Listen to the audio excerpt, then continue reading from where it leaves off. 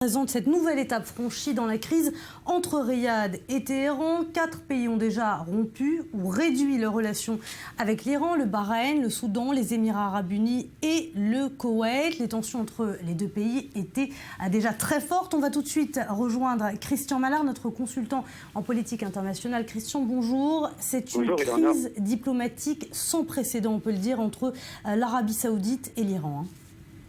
C'est une crise diplomatique sans précédent avec, on le voit bien, ce clivage entre sunnites majoritaires à 85-90% dans le monde arabo-musulman et les chiites, dont le tenant, en effet, c'est l'Iran, 10 à 15% du monde arabo-musulman, qui est en train de s'amplifier, c'est très clair.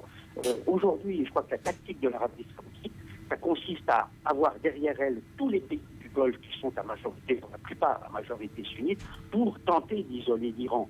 Donc ça a une très mauvaise augure d'abord pour les tentatives de négociation de la paix en Syrie qui doivent avoir lieu à la fin du mois, normalement à Genève.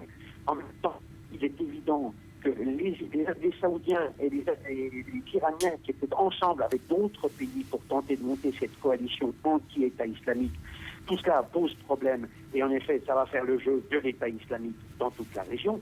Donc il y a toute une série de questions qui est en train de se poser. Est-ce qu'il y a des moyens de pression pour calmer le jeu avec l'Iran et l'Arabie saoudite?